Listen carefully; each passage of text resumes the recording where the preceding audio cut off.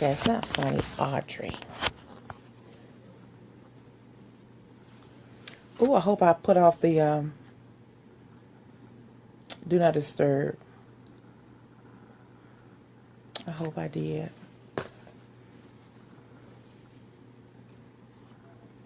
Hello, hello. Hello, Facebook. How you doing today? Let's see if we're going to try to do Periscope as well. If I can get... You know what? Let me just do a video. We'll do a video. How that sound, Audrey? Are you live? I'm on here live. Don't we go Periscope?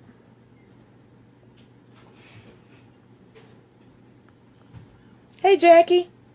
How you doing, Jackie? Hey, how you doing, Matt? Hey. Cause she's live. We're going to start in about 5 seconds. Today's topic, you can do it. You were made for this. I am Rolanda Birch Allen. I'm a mentor to women who are ready to start their transitional journey to be set free from brokenness, loneliness, sickness, and unhappiness. I'm also a leadership coach for ministries, churches, and one-on-one. Good to see you. Hey, Carrie, how you doing? Well, when you put God first in everything you do, you'll be amazed at what happens in your life. When you show up for God, He'll show up for you. And He will also show out for you as well.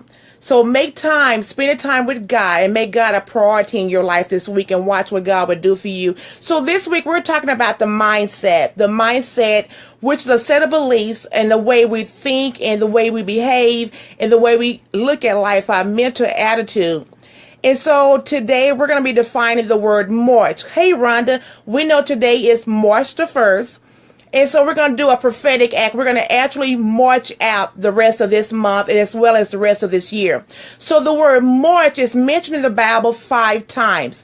And march is defined as to proceed directly and purposefully. So in other words, we're going to proceed directly and with purpose.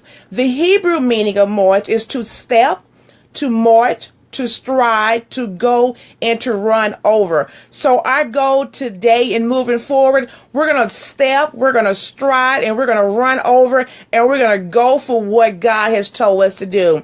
I want to take you to Psalms 68:8, the Message translation. God, when you took the lead with your people, when you marched out into the wild, the earth shook.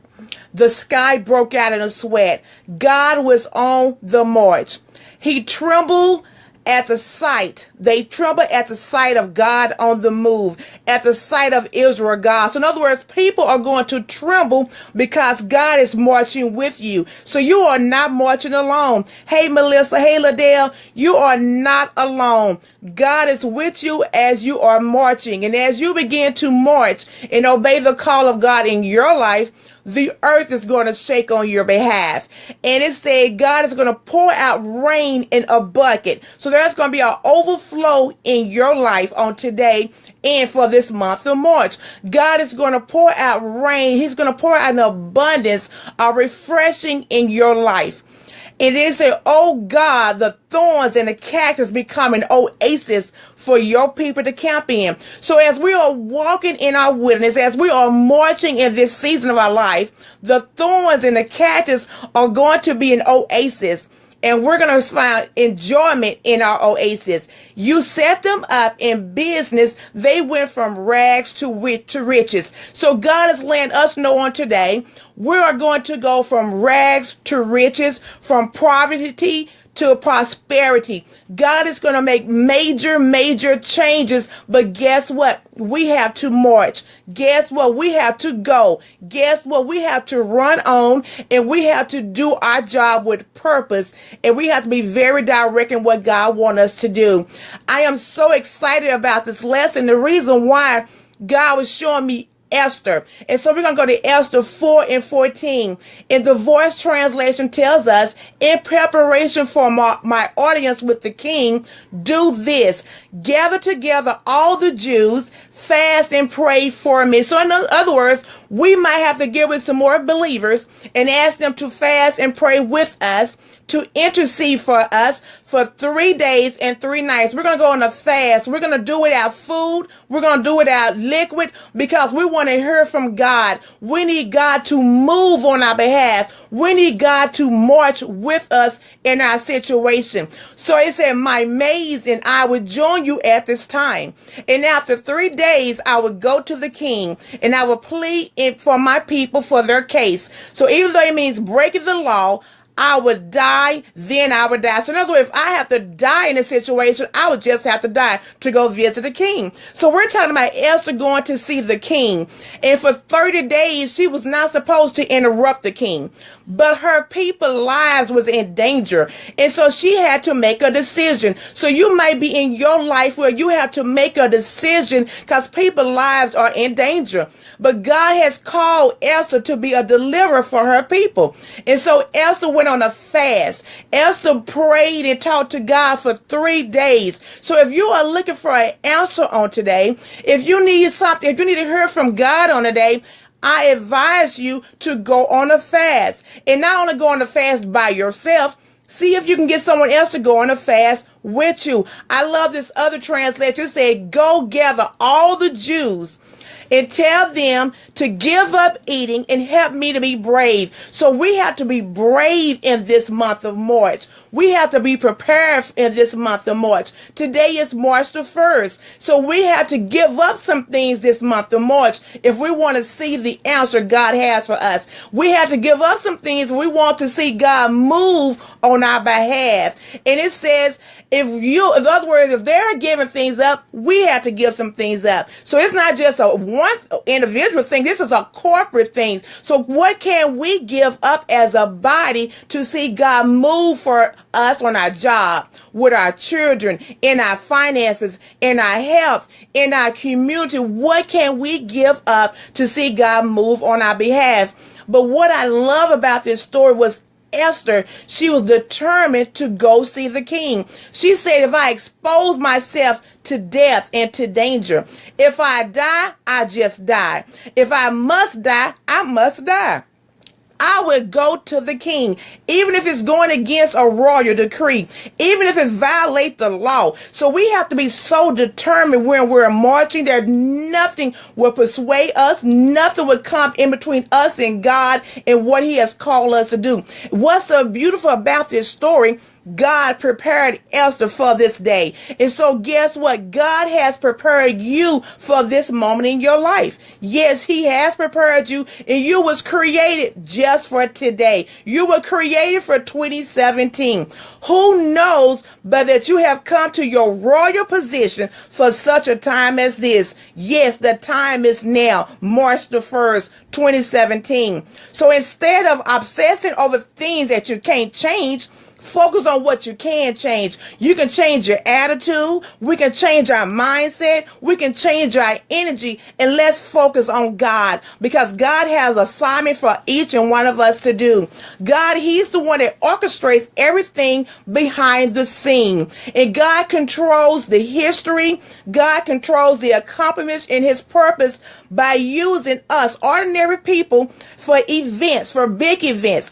God, he gets the honor when we are humble and when we are showing humility, because pride is the cause of destruction. So whatever we do in this month of March, let's do it with a humble heart. Let's do it with submission unto God.